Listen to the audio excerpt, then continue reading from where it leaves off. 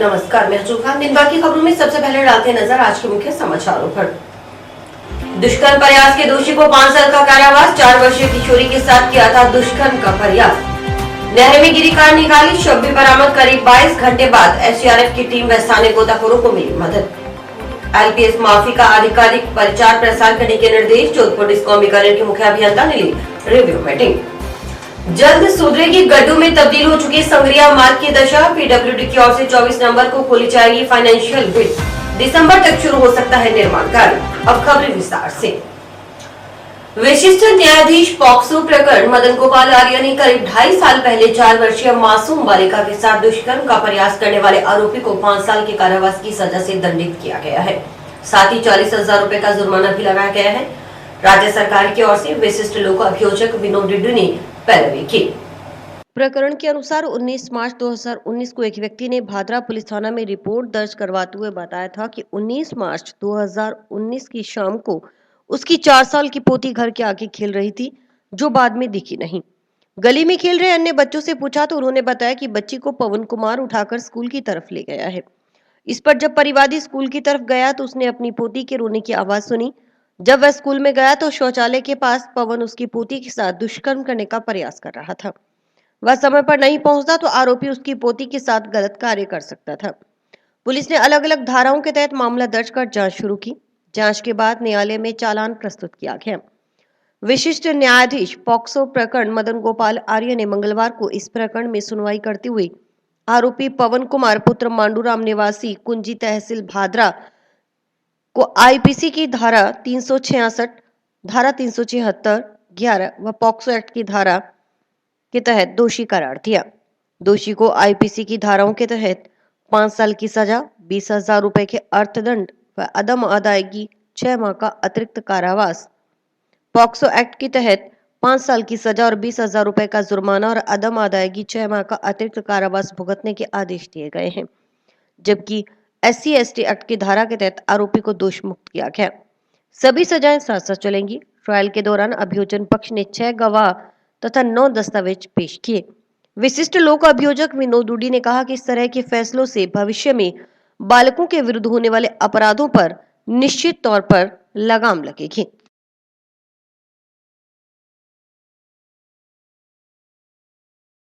आज state versus पवन कुमार में माननीय न्यायालय विशिष्ट न्यायाधीश पॉक्सो प्रकरण हनुमानगढ़ ने सजा सुनाई।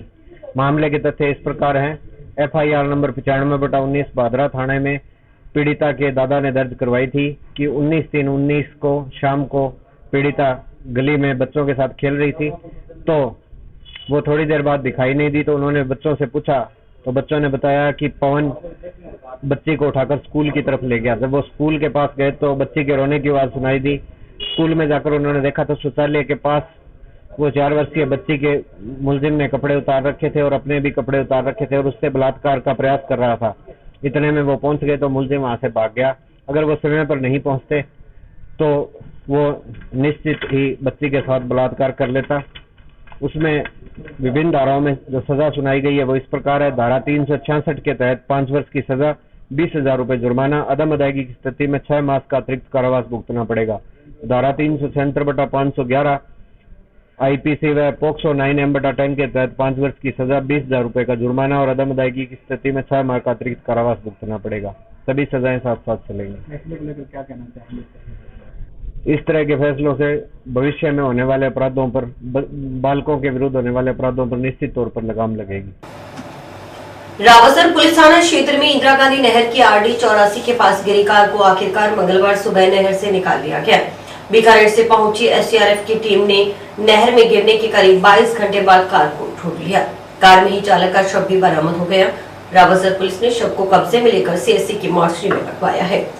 जानकारी के अनुसार सोमवार करीब 3 बजे एक स्विफ्ट कार रावसर की तरफ से आ रही थी। इसी दौरान इंदिरा गांधी नहर की RD 84 पर पुल क्रॉस करते समय तेज रफ्तार कार नहर में जा गिरी।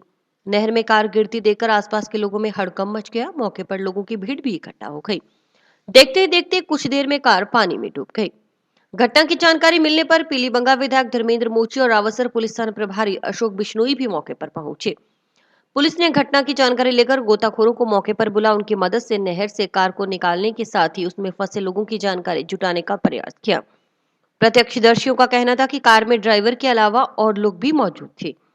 बचाव कार्य के लिए बीकानेर से एसडीआरएफ से संपर्क किया गया। सोमवार शाम को अंधेरा होने के कारण रेस्क्यू ऑपरेशन बंद करना पड़ा। मंगलवार सुबह बीकानेर से पहुंची एसडीआरएफ की टीम व स्थानीय गोताखोरों की मदद से प्रशासन ने दोबारा रेस्क्यू ऑपरेशन शुरू किया। कुछ देर बाद ही नहर में गिरी कार क्रेन की मदद से बाहर निकाल ली गई। कार में चालक का शव बरामद हो गया। मृतक की पहचान 65 वर्षीय ओम प्रकाश निवासी मांझुवा जिला श्रीगंगानगर के रूप में हुई। पुलिस ने शव को कार से निकालकर रावसर के सामुदायिक स्वास्थ्य केंद्र के मॉर्चरी रूम में भिजवाया है। मृतक ओम प्रकाश पुजारी बताया जा रहा है। कल 1-1:30 बजे किसी आदमी ने हमें थाना में सूचना दी कि एक कार राजकना नहर में 84 हेड के पास गिरी है। हम तुरंत मौके पर पहुंचे और राहत और बचाव एनडीआर वगैरह टीम बुलाई और लखवाड़ी के गोताखोर उनको बुलाए और कल दिन में पूरे दिन लगे रहे और कल रात को लेट तक लगे रहे। आज इन टीम के मार्फत अभी जस्ट निकाला है, जिसमें एक डेड बॉडी है। उसका नाम बता रहे हैं ओम प्रकाश नो बदीराम, जाति मेघवाड़, निवासी 65 निवासी मांझुवा, पुलिस थाना घुमडाल, जिला श्रीगंगानगर पड़ता है। अभी डेड बॉडी को हॉस्पिटल जाके उसके पोस्टमार्टम जैसे भी उचित कार्रवाई हो करके आगे कार्रवाई कर। श्री गुरु नानक देव जी की 553वीं प्रकाशोत्सव के उपलक्ष्य में मंगलवार को गांव रामसरा नारायण में गुरु नानक जी सेवा क्लब की ओर से 9वां नगर कीर्तन निकाला गया। गांव रामसरा नारायण के गुरुद्वारा साहिब से सुबह ग्रंथी अमरीक सिंह की ओर से अरदास करने के साथ रवाना हुआ नगर कीर्तन रोडी कपूरा की ढाणी, थेड़ी गंगानी, पाल सिंह की ढाणी, चक 2-3 SNM गुरजन सिंह की ढाणी, श्रीनगर गंगानगर परिक्रमा करता हुआ शाम को वापिस रामसरा नारायण के गुरुद्वारा साहिब पहुंचकर संपन्न हुआ। पंज प्यारों की अगुवाई में निकाले गए नगर कीर्तन में शामिल संगत ने सतनाम वाहेगुरु का जाप किया। गांव में जगह जगह पुष्प वर्षा कर नगर कीर्तन का स्वागत किया गया। श्रद्धा से महिलाएं नंगे पांव रास्ते पर झाड़ू लगाती चल रही थी। महिला मंडली व रागी जत्थे गुरु की वाणी का बखान कर रही थी। जगह जगह लोगों ने पालकी के आगे शीश नवाकर गुरु साहिब का आशीर्वाद लिया। नगर कीर्तन के दौरान शमशेर सिंह गतका अखाड़ा गांव बहावलवाला अबोहर पंजाब की ओर से हैरत अंगेज गतका प्रदर्शन किया गया। क्लब के प्रधान हरदेव सिंह रोडकपुरा ने बताया कि गुरु नानक देव जी ने दुनिया को मानवता का संदेश दिया। जिस समय गुरु नानक देव का जन्म हुआ तो समाज में बड़े आडंबर व पाखंडी लोगों का बोलबाला था। बाबा नानक ने समाज का उद्धार किया और बुराइयों का विरोध किया। बाबा नानक ने नाम जपो, कीरत करो, वंड छको का संदेश दिया। हरदेव सिंह ने बताया कि गुरु नानक देव जी के प्रकाशोत्सव के उपलक्ष्य में गांव के गुरुद्वारा साहिब में सोमवार को श्री अखंड पाठ का प्रकाश हुआ। बुधवार सुबह अखंड पाठ के भोग डाले जाएंगे। सुबह 10:30 बजे से दोपहर 1:30 बजे तक दीवान सजेंगे। अखंड पाठ के भोग के बाद गुरु का लंगर अटूट बरताया जाएगा। इसमें डाडी जत्था बलविंदर सिंह मेलापी शब्द कीर्तन कर संगत को निहाल करेंगे।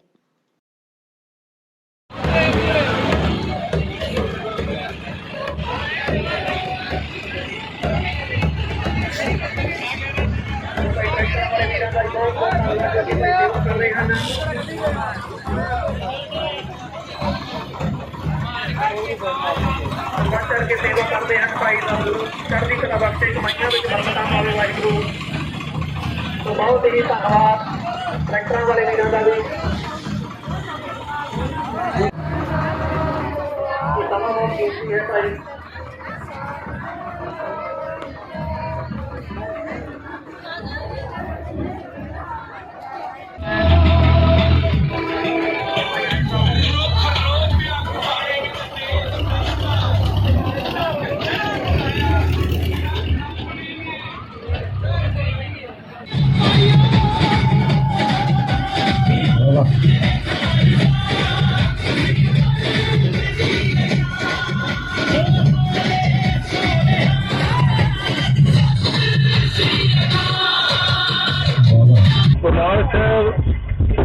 गुरु नानक साहब के जन्म दिहाड़े मुख रखते हुए गुरु नानक देव सेवा क्लब वालों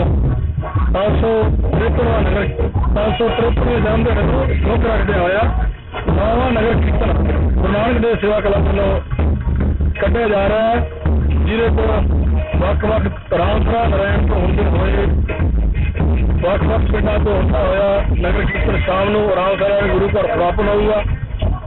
कल 15 तरीक 11ਵਾਂ ਮਹੀਨਾ 2021 ਨੂੰ ਸ੍ਰੀ ਅਖੰਡ ਪਾਠ ਸਾਹਿਬ ਪ੍ਰਕਾਸ਼ ਕਰਾਏ ਗਏ ਸੀ। 16/11/2021 ਨੂੰ ਮਾਧੇ ਭੋਗ ਪਾ ਕੇ ਨਗਰ ਕੀਰਤਨ ਅੱਜ ਰਵਾਨਾ ਕਰਿਆ ਗਿਆ। 17 ਤਰੀਕ ਨੂੰ ਸ੍ਰੀ ਅਖੰਡ ਪਾਠ ਸਾਹਿਬ ਦੇ ਭੋਗ ਪਾਏ ਜਾਣਗੇ। राष्ट्रीय परीक्षा एजेंसी की ओर से आयोजित Indian Council of Agriculture Research All India Entrance Examination for admission UG परीक्षा 2021 में हनुमानगढ़ टाउन की बेटी आंचल स्वामी पुत्री विनोद स्वामी ने 99.32% अंक हासिल कर अपनी प्रतिभा का लोहा मनवाया है। यही नहीं, ICAR के साथ दी गई नीट परीक्षा में भी अच्छे अंक हासिल कर आंचल ने डॉक्टर बनने की दिशा में पहला कदम बढ़ा दिया है। मंगलवार को आंचल स्वामी का हनुमानगढ़ टाउन में उसके निवास पर मोहल्ले वासियों की ओर से स्वागत और सम्मान किया गया। मोहल्ले वासियों की ओर से माल्यार्पण कर राजस्थानी पगड़ी पहनाकर होनहार बेटी का सम्मान किया गया। डॉक्टर बनने का सपना देखने वाली आंचल स्वामी ने कहा कि उसने ICAR के साथ MBBS एंट्रेंस टेस्ट नीट परीक्षा भी दी थी। इस परीक्षा में भी अच्छे अंकों के आधार पर उसका राजकीय MBBS में चयन हुआ है। अब उसे कॉलेज आवंटित होगा, फिर वह MBBS की पढ़ाई शुरू कर सकेगी। इसके लिए उसने कड़ी मेहनत की। उसे इस बात की खुशी है कि आज उसकी मेहनत का सकारात्मक परिणाम मिलता दिख रहा है। डॉक्टर बनकर वह अपनों से छोटों के लिए एक मिसाल बनना चाहती है। आंचल स्वामी ने अपनी सफलता का श्रेय गुरु कृपा कोचिंग सीकर के स्टाफ को देते हुए कहा कि उनके दादाजी का सपना था कि वह बड़ी होकर डॉक्टर बने। उसने अपने दादाजी के सपने को साकार करने की दिशा में पहला कदम बढ़ा लिया है।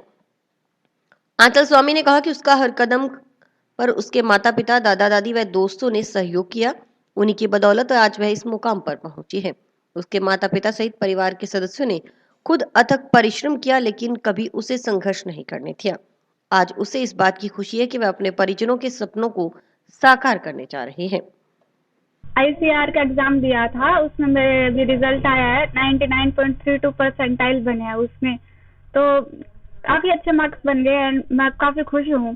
और इसी के साथ मैंने एक नीट एग्जाम भी दिया था। मेडिकल एंट्रेंस टेस्ट होता है, MBBS एंट्रेंस टेस्ट। इसमें अब मुझे इसका भी रिजल्ट आ गया और इसमें भी मेरे अच्छे मार्क्स आ गए और इसमें अब मुझे गवर्नमेंट MBBS मिल जाएगा। गवर्नमेंट MBBS में मेरा सिलेक्शन हो गया है। अभी मुझे कॉलेज अलॉट हो जाएगा और फिर मेरी MBBS की स्टडी आगे स्टार्ट हो जाएगी। मतलब आगे मैं डॉक्टर वाली लाइन में आगे डॉक्टर बन पाऊंगी। और मैं मतलब अभी रिजल्ट आया है मेरा और मैं इससे काफी खुश हूँ, क्योंकि अभी मैंने काफी मेहनत की थी। जैसे कि अपने कुछ चीज के लिए अपने किसी चीज के लिए अपने मेहनत करते हैं और फिर बाद में उसका अपने को रिजल्ट आउटकम मिलता है, तो अपने को परिवार वालों को, अपने दोस्तों को, सभी को, अपने मतलब शुभ चिंतकों को, सभी को बहुत खुशी हुई है नंबर जान के मेरे। और बस मैं यही की है ना, मेरे छोटे भाई बहनों के लिए, आस पड़ोस के, पूरे जिले के, पूरे राजस्थान, पूरे भारत के, सबके मतलब मेरे जितने बच्चों में से छोटे, सबके लिए एक उम्मीद, जैसे कि आगे मतलब एक मिसाल के रूप में बन पाऊं। हाँ, हमारी बेटी ने अच्छा अपना परिवार का, माता पिता का, दादा दादी के आशीर्वाद से, अपने गुरुजनों के आशीर्वाद से अपना सपना साकार किया है और अपनी एक बेटी होते हुए भी इसने अपने परिवार का नाम रोशन किया है कि इनके भविष्य में ये आगे जाके और भी तरक्की करे। जंक्शन के गांधीनगर अंडरपास से गलत दिशा से वाहन लेकर निकलने से होने वाली दुर्घटनाओं के मद्देनजर सक्रिय हुई यातायात पुलिस ने मंगलवार को अंडरपास में बैरिकेड्स लगाए।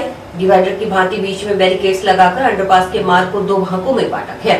इससे कोई वाहन चालक गलत दिशा से वाहन नहीं निकाल पाएगा। हादसे की आशंका भी पूरी तरह से कम होगी। इस दौरान यातायात पुलिस की ओर से गलत दिशा में वाहन लेकर आ रहे चालकों को रोककर समझाइश भी की गई। भविष्य में गलत दिशा से वाहन ले जाने पर नियमानुसार कार्रवाई करने के लिए पाबंद किया गया। साथ ही यातायात नियमों की पालना न करने वाले कुछ वाहन चालकों के खिलाफ कार्रवाई भी की गई।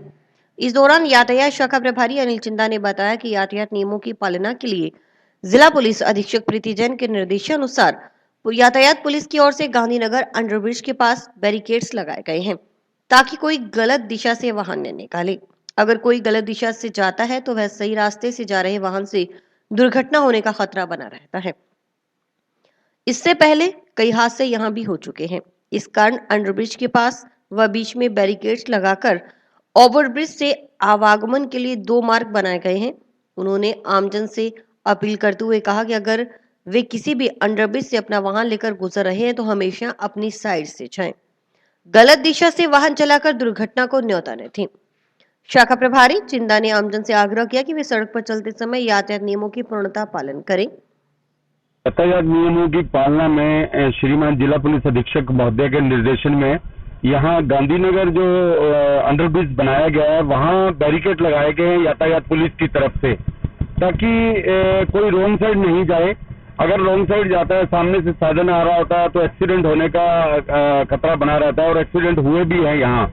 इस कारण से बैरिकेड लगाए गए हैं और 2 रोड बनाई गई है। तो एक तो पुल के अंदर जाने के लिए, पुल के अंदर से बाहर निकलने के लिए जो रोड बनाई गई है निकलने के लिए। मेरा आमजन से यही आग्रह है कि अगर आप वाहन लेकर जा रहे हैं तो अपनी साइड में चले, रॉन्ग साइड में नहीं चले। जंक्शन में संग्रिया बाईपास रोड पर निर्माणाधीन मेडिकल कॉलेज में ही नए हॉस्पिटल भवन के निर्माण की मांग को लेकर हनुमानगढ़ विकास मंच संस्था ने मुख्यमंत्री को ज्ञापन प्रेषित किया है। संस्था अध्यक्ष जयपाल जैन के अनुसार हनुमानगढ़ जिला मुख्यालय को राजकीय मेडिकल कॉलेज की सौगात मिली है।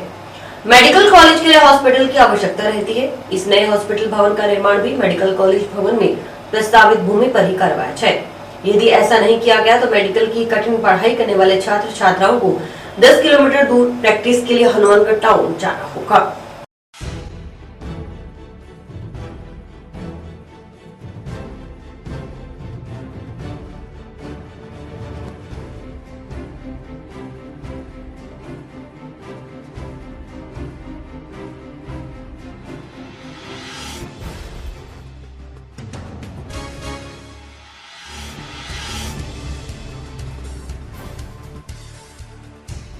ये मुद्दा उठा कि हनुमानगढ़ जंक्शन में जो मेडिकल कॉलेज के पास प्रस्तावित हॉस्पिटल है उसको वहाँ ना बनाया जाए।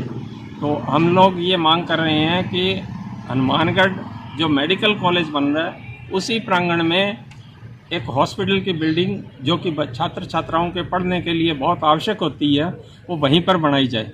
क्योंकि हनुमानगढ़ जंक्शन में भी मेडिकल फैसिलिटी अभी नहीं है तो हॉस्पिटल भी नहीं है, तो वो हॉस्पिटल जंक्शन वासियों के लिए भी एक काम आएगा। टाउन का हॉस्पिटल जैसा चल रहा है वैसा ही सुचारू रूप से चलता रहना चाहिए। हम इसका विरोध नहीं करते, परंतु एक नया जो मेडिकल कॉलेज के साथ प्रस्तावित हॉस्पिटल है उसका नव निर्माण जंक्शन के जो प्रस्तावित जगह है वहीं पर करवाया जाए। इसका ज्ञापन देने के लिए हम लोग सब आज हनुमानगढ़ विकास मंच की तरफ से आए हैं। जोधपुर डिस्कॉम बीकानेर के मुख्य अभियंता मनसाराम मीणा 1 दिवसीय दौरे पर मंगलवार को हनुमानगढ़ पहुंचे। अपने दौरे के दौरान जोधपुर डिस्कॉम बीकानेर चीफ मनसाराम मीणा ने वित्तीय वर्ष में 5 से 6 माह में बकाया राशि की वसूली के लिए रिव्यू मीटिंग में आवश्यक दिशा निर्देश दिए। मुख्य अभियंता मीणा ने बताया कि बकाया राशि की वसूली के लिए राजस्थान सरकार ने भी प्रशासन गाँव व शहरों के संग अभियान के तहत कृषि उपभोक्ताओं के लिए 31 मार्च 2021 तक की बकाया राशि पर 100% LPS माफी की घोषणा की है। ऐसे में निगम के अधिकारियों को निर्देशित किया गया है कि वे इस बारे में शिविरों में अधिकाधिक प्रचार प्रसार कर कृषि उपभोक्ताओं को लाभ पहुंचाएं। इसके अलावा 31 मार्च 2021 तक बढ़ाया गया राशि वाले डोमेस्टिक कनेक्शन उपभोक्ताओं के लिए 50% LPS माफी की योजना है। अधिकारी इसका भी इन शिविरों में अधिकाधिक प्रचार करें। चीफ ने बताया कि इस वित्तीय वर्ष में किसानों को कृषि कनेक्शन दिए जाने हैं। आवाजाही कम होने के कारण सामान की कमी थी, अब निगम ने संसाधनों की व्यवस्था कर ली है। आवेदक किसानों को जल्द से जल्द कृषि कनेक्शन देकर रबी सीजन में लाभ पहुंचाने का प्रयास रहेगा। इसके अलावा बैठक में विद्युत चोरी की घटनाओं पर अंकुश लगाने के लिए सघन अभियान चलाए जाने के निर्देश दिए गए ताकि विद्युत चोरी की घटनाएं रोकी जा सकें। खराब मीटरों को समयबद्ध तरीके से बदला जा रहा है। उधर पहली बार हनुमानगढ़ पहुंचने पर निगम अधिकारियों कर्मचारियों की ओर से मुख्य अभियंता का माल्यार्पण कर स्वागत किया गया। इस वित्तीय वर्ष के 5-6 महीने में रेवेन्यू रिकवरी के बारे में रिव्यू मीटिंग की गई थी बकाया राशि वसूली के लिए। बकाया राशि वसूली की राजस्थान सरकार ने अभी प्रशासन गाँव के इन चारों कार्यक्रम के तहत कृषि उपभोक्ताओं के लिए 21 मार्च 21 तक की बकाया राशि पर 100% LPS माफ की योजना है। इसलिए इनको कहा है कि भाई कैंपों में अधिक से अधिक प्रचार करें और उस योजना का अधिक से अधिक आम लोगों को लाभ पहुंचाएगा। दूसरा, डोमेस्टिक कनेक्शन के बारे में जो 21 मार्च 21 तक कुल पैसे की बकाया है उसमें 50% LPS की माफी दी हुई है। उनका भी इस योजना में अधिक प्रचार करके दिया जाए। तीसरा, एग्रीकल्चर कनेक्शन जो हमें दे रहे हैं तो इस वित्तीय वर्ष में उस कनेक्शन को भी अभी सामान की हमारी इतने दिनों से सामान की आवाजाही वो कम थी, अब हमने उनकी व्यवस्था कर ली है। उनको जल्दी से जल्दी कनेक्शन करके जिससे निर्धाता के आम काश्तकार को इस सीजन में, उसके रबी के सीजन में उनको लाभ पहुंचाया जा सके। तीसरा, हमारे जो वित्तीय हानियां राजस्व वसूली विद्युत चोरी की वजह से उस पर भी अंकुश लगाने के लिए सघन अभियान चलाया जा रहा है, ताकि जो विद्युत चोर है उन पर अंकुश लगाई जा सके। और अभी वक्त है एक ब्रेक का।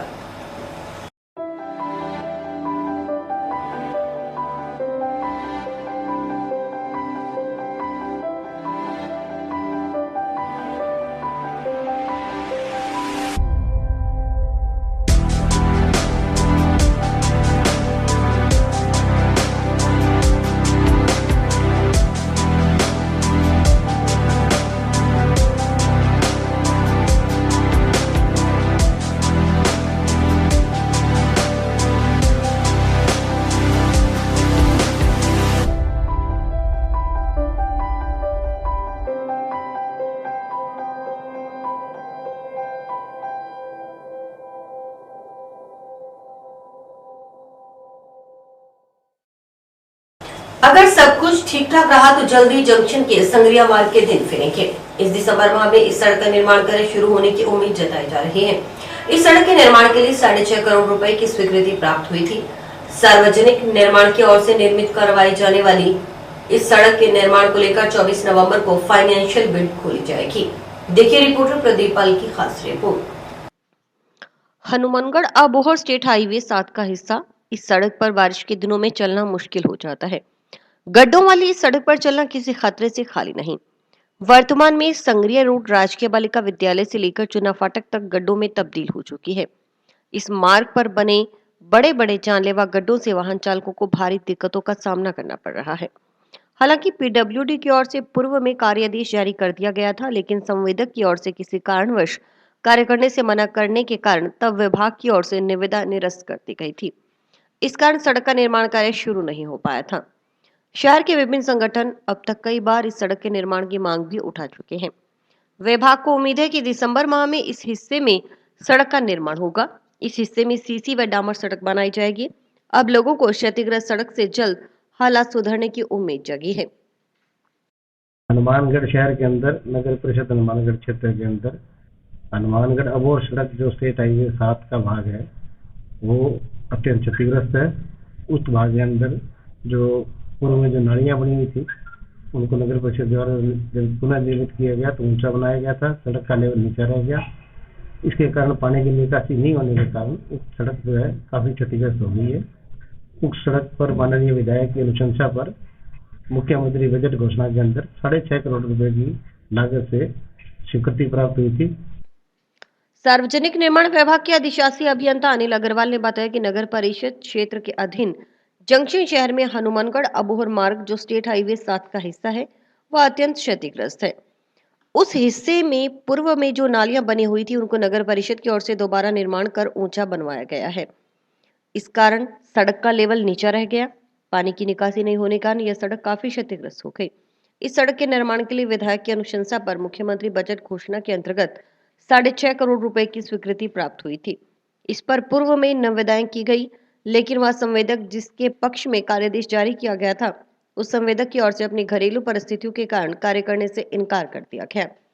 इसकी एवज में उस संवेदक के खिलाफ अनुबंधानुसार कार्रवाई की गई। उसकी निविदा को निरस्त कर दिया गया है। अब इस सड़क की पुनः निविदा आमंत्रित की गई थी। इसमें तकनीकी निविदाओं को 10 नवंबर को खोला गया था। अतिरिक्त मुख्य अभियंता स्तर पर गठित कमेटी की ओर से तकनीकी निविदाओं का मूल्यांकन कर लिया गया है। 1-2 बिट तकनीकी गुणवत्ता में फेल है। इसके तहत संबंधित को आरटीपीपी एक्ट के तहत समय दिया गया है। अब 24 नवंबर को फाइनेंशियल बिड खोली जाएगी। फाइनेंशियल बिड खुलने के बाद उम्मीद है कि इसी माह के अंदर कार्यादेश जारी कर दिए जाएंगे। सब कुछ सही रहा तो दिसंबर माह में सड़क का निर्माण कार्य शुरू कर दिया जाएगा। उन्होंने बताया कि करीब 2.25 किलोमीटर तक क्षतिग्रस्त हिस्से का पुनर्निर्माण पीडब्ल्यूडी की ओर से किया जाएगा। इसमें करीब 1.5 किलोमीटर तक के मुख्य क्षतिग्रस्त भाग को सीसी सड़क जबकि शेष हिस्से को डामर सड़क का निर्माण होगा, जिसकी पूर्व में निविदाएं की गई थी। लेकिन जो संवेदक लोएस था जिसके पक्ष में कार्यादेश जारी किया गया था, उप संवेदक द्वारा अपने घरेलू परिस्थितियों के कारण कार्य करने से इनकार कर दिया गया, जिसके एवज में उसके खिलाफ अनुबंध अनुसार कार्रवाई की गई है और उसकी निविदा को निरस्त कर दिया गया। अब उसकी पुनः निविदा आमंत्रित की गई थी। उप निविदाएं के अंदर तकनीकी निविदाओं को 10 तारीख को खोला गया था। तकनीकी निविदाओं का मूल्यांकन अतिरिक्त मुख्य अभियंता स्तर पर जो कमेटी उनके द्वारा कर लिया गया है और उसमें 1-2 बिल्डर फेल हैं तकनीकी क्वालिफिकेशन के अंदर। इसके लिए उसमें RTPP एक्ट के तहत उनको समय देना पड़ता है। वो समय देते हुए 24 तारीख को इसमें जो फाइनेंशियल बिल जो है खोली जाएगी। 24 तारीख को फाइनेंशियल बिल खोलने के बाद में उम्मीद है इसी माह के अंदर हम उसको कार्यादेश जारी कर देंगे और आशा है कि सब कुछ सही रहा तो दिसंबर माह के अंदर उसका कार्य प्रारंभ कर दिया जाएगा। कृषि भूमि में जबरन जल मार्ग स्वीकृत करने का आरोप लगा जल संसाधन विभाग के कार्यालय के समक्ष आंदोलन कर रहे 23 HMH के किसानों का बेमियादी धरना मंगलवार को 23वें दिन भी जारी रहा। अभी तक विभागीय अधिकारियों की ओर से सुनवाई न करने से नाराज किसानों ने मंगलवार को धरना स्थल पर प्रदर्शन किया। इस दौरान विरोध दर्ज करा रहे किसान विभाग के गेट के पास बैठ गए और विभाग के अधिशासी अभियंता के खिलाफ जमकर नारेबाजी की।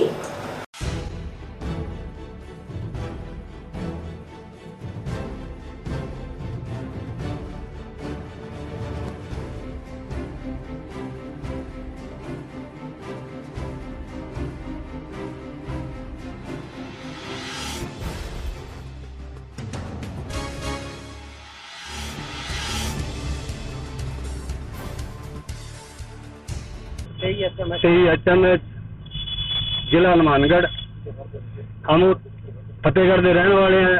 23 HMH ਪਛੋਤਾ ਵਾਲਾ ਬਾਗ ਤੇ ਜੋ ਅਸੀਂ 25 ਤਰੀਕ ਤੋਂ ਬੈਠ ਰਹੇ ਹਾਂ ਇੱਥੇ, ਸਾਡੀ ਕੋਈ ਸੁਣਾਈ ਨਹੀਂ। ਕੋਈ ਆ ਕੇ ਸਾਨੂੰ ਆਏ ਨਹੀਂ ਆਦਾ ਵੀ ਕਿਵੇਂ ਬੈਠੇ ਹੋ ਤੁਸੀਂ। ਅਸੀਂ ਦੀਵਾਲੀ ਵੀ ਇੱਥੇ ਮਨਾਈ ਹੈ ਵੀ ਕੋਈ ਤਾਂ ਆ ਕੇ ਸਾਨੂੰ ਕੋਈ ਪੁੱਛੇ ਤਾਂ ਸਰੀ ਵੀ ਤੁਸੀਂ ਇੱਥੇ ਕਿੱਥੇ ਕਿਉਂ ਬੈਠੇ ਹੋ। ਰਾਮਹੰਸ ਸੈਣੀ ਨੇ ਸਾਡੇ ਜੋੜਾ ਜਰਬ ਪੈਸੇ ਖਾ ਕੇ सारे आज मंजूर करता खाला। 2 मरबे खाला कोई थोड़ी घड़ी गल नहीं। 2 मरबे खाला किवें असीं पास करन दे दईए। असीं इस वास्ते बैठे हाँ कि भी ये खाले नूं कैंसल कर दे। साडी कोई मनता नहीं गा, ना सानूं इत्थे सुनाई करदा कोई आके ते असीं चुप करके बैठे रहंदे हाँ। असीं जीवदार आदमी है, असीं अंदोलन करना जानदे ही नहीं गे भी करिए की। असीं तो अमेला ही सार सकदा है। सारी दुनिया तो हमने नहीं पता भी सारी दुनिया दुखी है ਤੇ ਪਰ ਸਾਡਾ ਤਾਂ ਦੁੱਖ ਉਹ ਅਮੇਲਾ ਜਿਹੜਾ ਅਸੀਂ ਜਿੱਤ ਕੇ ਭਜਾਇਆ ਉੱਥੇ ਤਾਂ ਸਾਡੀ ਦੁੱਖ ਤਾਂ ਉਹ ਸੁਣ ਸਕਦਾ ਕਿ ਨਹੀਂ ਸੁਣ ਸਕਦਾ ਤੇ ਉਹ ਕਰ ਵੀ ਸਕਦਾ ਵੀ ਉਹ ਸਾਡਾ ਸਮਝੌਤਾ ਵੀ ਕਰ ਸਕਦਾ ਹੈ ਜਾਂ ਸਾਡਾ ਕੋਈ ਕੈਂਸਲ भी करा सकता है। वो सब वोटा लेने आंदे है। टाउन के राजकीय बालिका उच्च माध्यमिक विद्यालय में मंगलवार को अतिरिक्त जिला परियोजना समन्वयक समग्र शिक्षा विभाग की ओर से जिला स्तरीय शिक्षक सम्मान समारोह का आयोजन किया गया। कार्यक्रम के मुख्य अतिथि पंचायत समिति के पूर्व प्रधान दयाराम जाखड़, समग्र शिक्षा विभाग के ADPC जय सिंह रड़वा, CBEO सुख महेंद्र सिंह, ACBEO दीपक मिढ़ा, RP महेंद्र सिंह राठौर थे। कार्यक्रम की अध्यक्षता विद्यालय प्रधानाचार्य अनीता शर्मा ने की। कार्यक्रम की शुरुआत अतिथियों की ओर से मां सरस्वती के समक्ष दीप प्रज्वलित कर की गई। समारोह में जिला स्तर पर राजकीय उच्च माध्यमिक विद्यालय बावनिया वाली ढाणी के व्याख्याता रविशंकर शर्मा, राजकीय उच्च प्राथमिक विद्यालय नंबर 2 संगरिया की अध्यापिका दीपिका, राजकीय उच्च प्राथमिक विद्यालय नंबर 2 संगरिया से नीलम शर्मा व ब्लॉक स्तर पर राजकीय माध्यमिक विद्यालय नंदराम की ढाणी के वरिष्ठ अध्यापक अमीलाल, राजकीय उच्च माध्यमिक विद्यालय जौड़किया के अध्यापक शौकत अली को सम्मानित किया गया। अतिथियों की ओर से इन शिक्षकों का साफा पहनाकर श्रीफल देकर व प्रशस्ति पत्र प्रदान कर सम्मान किया गया। कार्यक्रम को संबोधित करते हुए अतिथियों ने कहा कि शिक्षक ही बच्चों का भविष्य बनाते हैं, उनको आगे ले जाने में इनकी अहम भूमिका होती है। शिक्षक एक जौहरी के समान होता है जो सोने के आभूषण का रूप देता है। उसी प्रकार शिक्षक बच्चों को तराश कर उनके उज्जवल भविष्य की नींव रखता है। अतिरिक्त जिला परियोजना समन्वयक अधिकारी जय सिंह रणवा ने बताया कि चयनित शिक्षकों की ओर से शिक्षा के क्षेत्र में उत्कृष्ट कार्य करने पर शिक्षा विभाग की ओर से इनका सम्मान किया गया है। होती है अगर हम शिक्षित हो गए और हमारे साथ में जो हमारे बच्चे और हमारा समाज, हमारा गांव, हमारा वार्ड, हमारे शहरवासी अगर शिक्षित नहीं होते तो उस शिक्षक को भी बड़ा नुकसान है। जैसे हम अपना घर बनाते हैं तो पहले क्या देखते हैं वो कॉलोनी कैसी है, तो कॉलोनी का मतलब ये होता है कि वहां शिक्षा के लिए कितने व्यक्ति ऐसे हैं जो शिक्षित हैं। इसलिए समाज के अंदर वही आगे बढ़ा है जिसमें शिक्षा अहम है और जिसने शिक्षा ग्रहण की है वही समाज आगे गया है, उसी में हमारी सफलता है। इसलिए सरकार का भी बड़ा अच्छा ध्यान है भी शिक्षक तो सबसे सर्वोपरि है, जो समाज को निखारता है वो केवल मात्र शिक्षा से ही नहीं कर सकता। तो इसलिए गुरुओं की हमेशा मान सम्मान हुआ है। मानगढ़ जिले में जिले स्तर पर और ब्लॉक स्तर पर शिक्षकों को सम्मानित कार्यक्रम का जो आयोजन किया गया है। इसमें 3 जो है जिला स्तर पर और 2 जो है ब्लॉक स्तर पर जो है शिक्षकों को सम्मानित करने का कार्यक्रम रखा गया, जिसमें 5 शिक्षकों को 3 महिला शिक्षकों को और उनको सम्मानित किया गया है, जिसके तहत आज ये कार्यक्रम आयोजन किया गया। घोड़े को बुरी तरह से पीटकर जख्मी करने का आरोप लगाते हुए एक महिला ने मुकदमा दर्ज करने के लिए मंगलवार को टाउन पुलिस थाना में परिवार सौंपा। शारदा पत्नी विकी धानका निवासी मुखर्जी कॉलोनी ने बताया कि उसका पति घोड़ा रेडी चलाता है। और इसी के साथ समाचार समाप्त हुए। रोजाना देखते रहिए समाचार। नमस्कार।